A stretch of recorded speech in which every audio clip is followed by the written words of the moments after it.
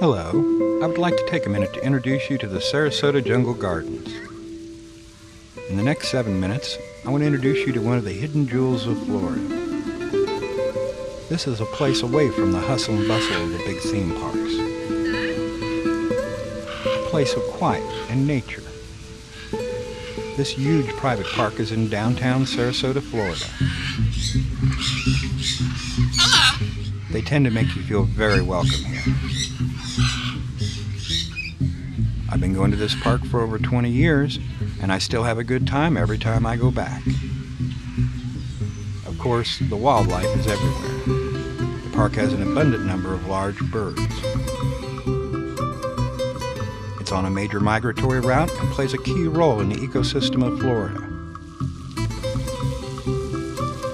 The park was originally created in the 1930s when a local newspaperman purchased 10 acres of overgrown swamp in the hopes of creating a botanical garden.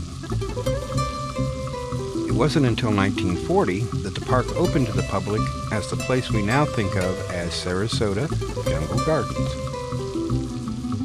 You will seldom find a place this peaceful within the city limits of any large modern city. The lagoons and waterways are a beautiful escape from the hustle and bustle going on just a mile away.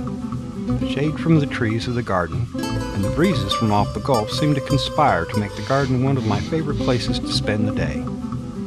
Of course, I love the park for the wildlife that's so abundant there.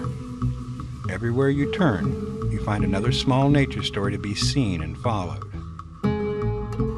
On this day, I started by watching small baby ducklings spending the day with Mama Duck. Mama led the new babies around the main lagoon like a naval squadron.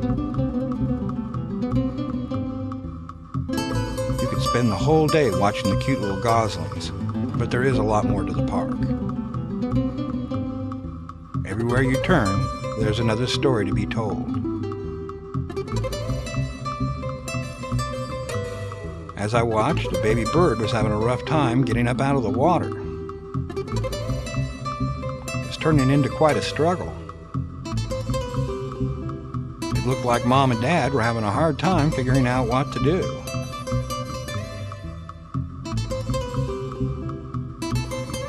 In fact, it was making me a little nervous just watching them struggle with it.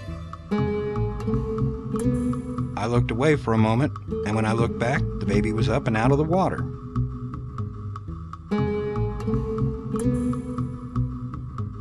It seems so simple, and yet such a statement about the struggles within nature every day.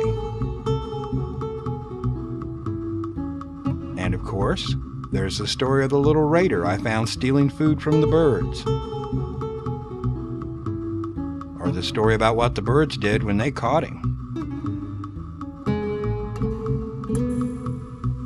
But the real story here is the utter beauty of the park. You don't see many things that can match the color and splendor of birds like this.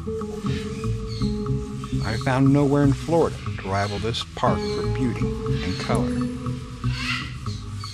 You find birds like this spread all throughout the park. The park is an oasis of life in this area. This park rates special because it's not only a Florida jewel, it's a jewel within Sarasota. The park is on one of the major migratory routes, so many of the birds seen are just passing through. And then there are the birds that are here year-round. Among the birds here are the beautiful pink flamingos that make so many people think of Florida. The park provides shelter and nesting grounds to countless animals. These awesome creatures look like they belong to some alien planet. The long, graceful necks and legs of these birds are specially adapted to fit the lives that they lead. Birds go about their lives oblivious to the camera I have set up just 10 feet away from them.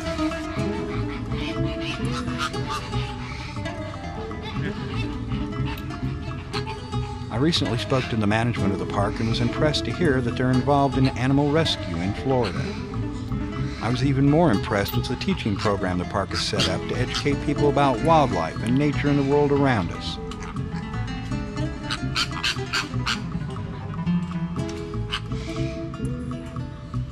Parks in Florida tend to be nice, but this park just has more life and color per square inch than any park I've seen in years.